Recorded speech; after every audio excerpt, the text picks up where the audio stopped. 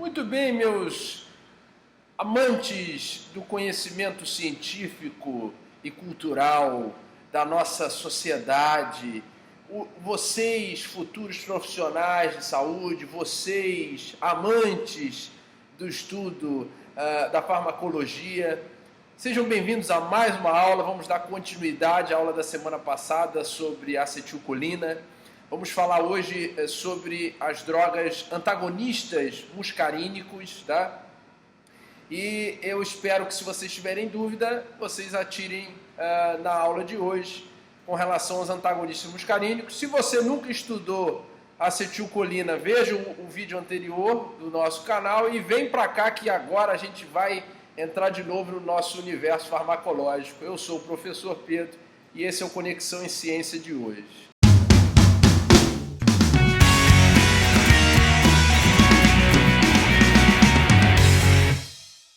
Então vamos lá. Então vamos falar de antagonismo colinérgico na aula de hoje, que é a continuação da aula passada, onde a gente viu os agonistas colinérgicos. Então hoje a gente vai ver os fármacos que inibem, bloqueiam o efeito da acetilcolina.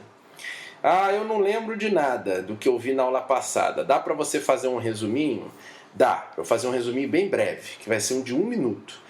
Agonistas. Quando a gente falou de agonistas colinérgicos, a gente se referia à subdivisão, principalmente a subdivisão parasimpática do sistema nervoso autônomo, que liberava acetilcolina e tinham 2 receptores para essa acetilcolina, receptores muscarínicos associados à proteína G e receptores nicotínicos, que eram canais iônicos de sódio. Professor, mas o que era a proteína G? Assiste às aulas passadas que você vai entender. Pelo amor de Deus, não tem condição, né? Vamos lá. Vamos falar de antagonistas hoje. Antagonistas dos receptores colinérgicos. São subdivididos, logicamente, antagonistas de receptores muscarínicos e antagonistas de receptores nicotínicos.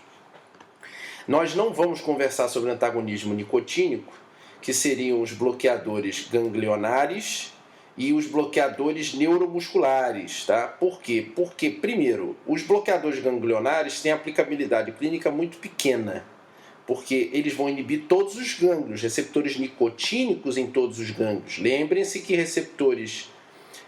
os neurônios pré-ganglionares todos tinham e expressavam receptores, liberavam acetilcolina para receptores nicotínicos, tá? Pós-ganglionares. Então, não tem como a gente estudar os ganglionares agora. E os bloqueadores neuromusculares vai ter uma aula só sobre bloqueadores neuromusculares, que são na junção neuromuscular para contração muscular. Então, nós não vamos conversar sobre isso nessa aula. Vamos focar, então, nosso estudo dessa aula em antagonismo muscarínico ou os antimuscarínicos. Os antimuscarínicos, as 2 principais drogas da classe são a atropina, tá? E a escopolamina, que são alcaloides naturais extraídos das plantas e são protótipos da classe, tá? Então, eles vão ter praticamente exercer os mesmos efeitos.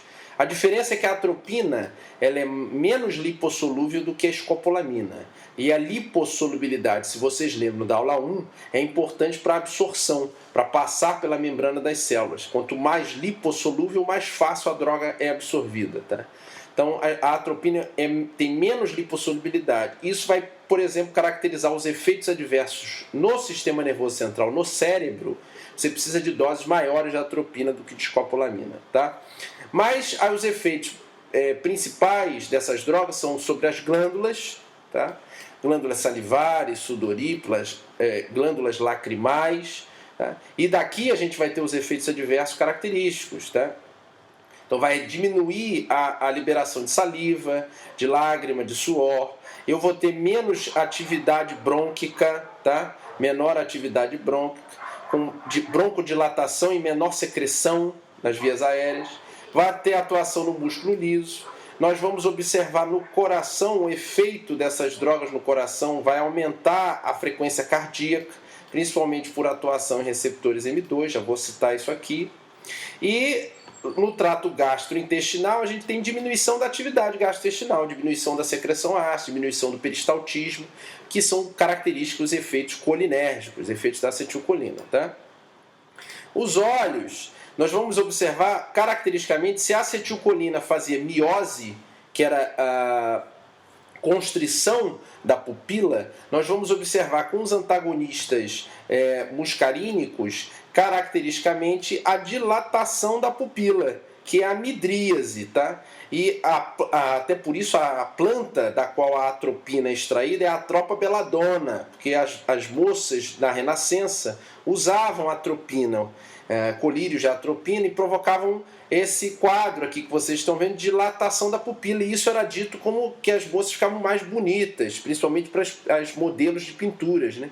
Então, por isso a planta ganhou o sobrenome de belladonna, tá? Do italiano.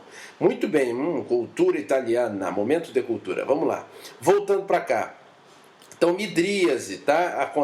As drogas, os antagonistas muscarínicos vão provocar a midríase e a cicloplegia. Encicloplegia, para enrolar a língua mesmo, hein?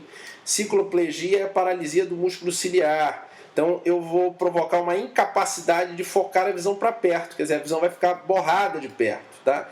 Esse tipo de alteração fisiológica é importante, principalmente para exames de refração, fundo de olho. Então a oftalmologia utiliza muito dessas propriedades, dessas drogas, para realizar esse tipo de exame, tá? Um ponto importantíssimo, você tem que botar 4 P's em relação a essa informação a seguir, é que não deve-se usar os antagonistas muscarínicos, ou deve-se ter muito cuidado quando é usado em indivíduos que têm um glaucoma, porque o glaucoma já é uma elevação da pressão intraocular. Se eu produzir uma dilatação da pupila, eu vou provocar aumento da pressão intraocular. Então eu posso agravar o quadro de glaucoma, tá? Então é muito importante que as pessoas que tenham glaucoma seja evitado o uso de antagonistas muscarínicos, tanto análogos da atropina quanto da escopolamina, tá? Bom, dos efeitos em doses normais, a atropina tem efeitos estimulatórios, efeitos sedativos e efeitos antagonistas da bradicardia vagal, que eu já vou falar, que é o efeito cardíaco importante da atropina. Em doses tóxicas, nós vamos observar claramente aumento da concentração no sistema nervoso central da atropina e, logicamente, os efeitos centrais da atropina, tá? Então, relembrando só, como eu disse em relação às glândulas, principal efeito adverso dessas drogas relatado é a xerostomia. O que é a xerostomia? Boca seca. Então, as drogas que antagonizam receptores muscarínicos provocam boca seca. Por exemplo, antidepressivos tricíclicos, que servem para tratar a depressão, eles têm propriedade de antagonizar receptores muscarínicos, assim como a atropina. Então, eles vão provocar boca seca, é um dos principais efeitos adversos, tá? A inibição das glândulas lacrimais, um dos principais efeitos adversos, ou o efeito adverso mais característico, é com relação a ressecamento dos olhos, ressecamento com a sensação de areia nos olhos. E as glândulas sudoríparas também têm a diminuição da eliminação de suor e, logicamente, aumenta a temperatura corporal, tá? O efeito importante que não pode esquecer cardiovascular é que em baixas doses de atropina, quanto menor a dose, essa ligação da atropina aos receptores muscarínicos 2 cardíaco, como a qualquer receptor muscarínico, é reversível, é competitivo reversível.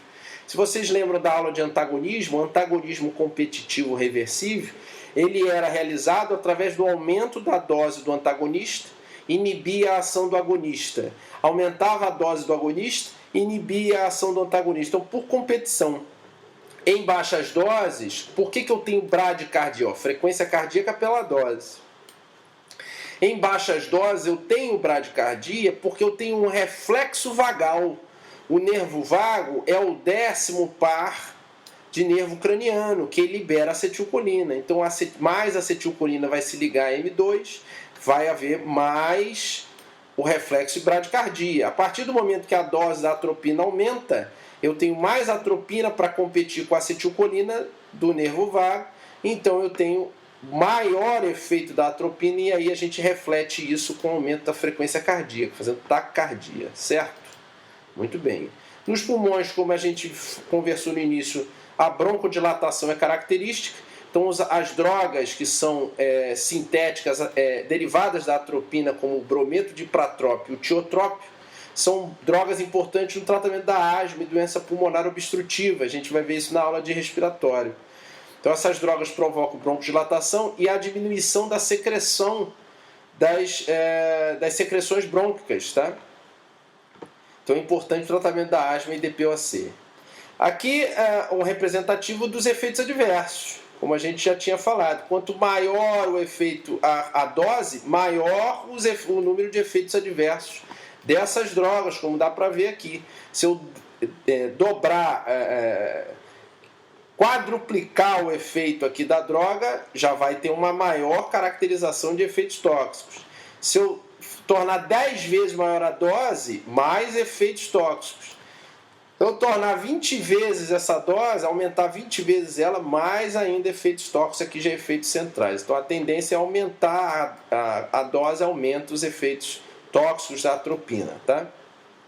Outra aplicabilidade clínica da atropina é no trato urinário. A acetilcolina aumenta a frequência urinária e a atropina e as drogas antagonistas muscarínicos diminuem essa frequência e pode ser usado na incontinência urinária, tá? Outra coisa importante que não pode esquecer é com relação aos organofosforados, a intoxicação por organofosforado. Onde estão os organofosforados? Estão presentes nos pesticidas, desde pesticidas e inseticidas caseiros simples, podem ter carbamatos também. Essas drogas são, ou como nos inseticidas utilizados em lavouras, elas têm fácil absorção pela pele e mucosas, tá? E elas são bloqueadoras da acetilcolinesterase e podem bloquear de forma irreversível a colinesterase. A acetilcolinesterase é uma enzima que controla e regula a concentração de acetilcolina na sinapse colinérgica. Então, se eu tenho inibição da enzima, eu tenho aumento da acetilcolina na sinapse e mais efeito com crise colinérgica aguda. Então, um dos tratamentos é o uso de atropina, que é um antagonista muscarínico. Logicamente, vai inibir os efeitos da acetilcolina e inibir a crise colinérgica em intoxicação por organofosforado. Outra droga que é o protótipo da classe é a escopolamina. A escopolamina ela é mais potente que a atropina para produzir a midríase e a cicloplegia, para diminuir as secreções brônquicas e para inibir as glândulas. Mas ela é menos potente em relação ao coração, a broncodilatação e o intestino, quer dizer, a atividade intestinal, né? Mas a escopolamina, diferente da atropina, pode inibir o enjoo de movimento. O que é o enjoo de movimento? É a cinetose, tá? A gente já vai conversar mais sobre ela, mas essa é a importante característica da escopolamina, uma importante característica da escopolamina. A escopolamina é mais lipossolúvel. Se ela é mais lipossolúvel, ela tem efeitos mais acentuados, tá, em doses normais do que a atropina, principalmente sobre a sonolência, então efeitos centrais, sonolência e amnésia.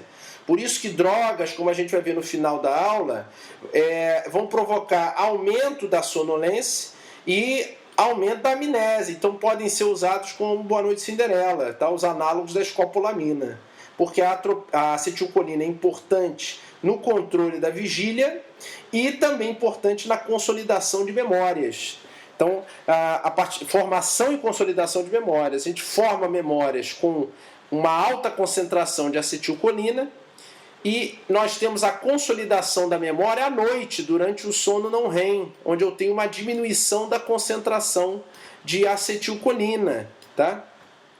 Por que essas drogas produzem, análogos da escopolamina, produzem amnésia? Porque tem um aumento da acetilcolina durante a noite.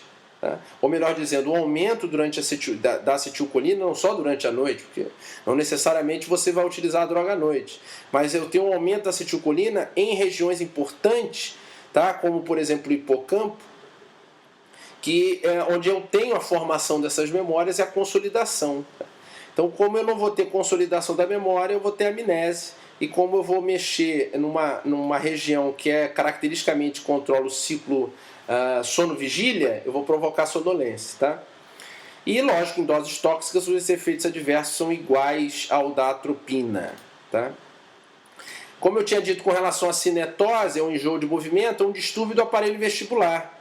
É diferente de um enjoo por uma substância química que irritou a mucosa do trato gastrointestinal. O enjoo de cinetose é enjoo de movimento. Pessoas que têm enjoo em alto mar, enjoo em curvas de estradas que são muito sinuosas. Tá? Então, para essas pessoas, nessa região, eu tenho muitos receptores M1, muscarínicos 1 e estaminérgicos 1. né? Então, para essas situações de cinetose, eu posso usar um antagonista colinérgico, um análogo da escopolamina, por exemplo, o Buscopan é muito útil, e eu também posso utilizar um antagonista estaminérgico 1, que são os antihistamínicos, são os antialérgicos, por exemplo, o Dramin, pode ser utilizado para tratar a cinetose, ou prevenir a cinetose, melhor dizendo. Tá? Essas drogas também são úteis no tratamento do Parkinson. O Parkinson tem um desequilíbrio entre a atividade dopaminérgica e a atividade colinérgica na região córtico-tálamo-motora. Tá?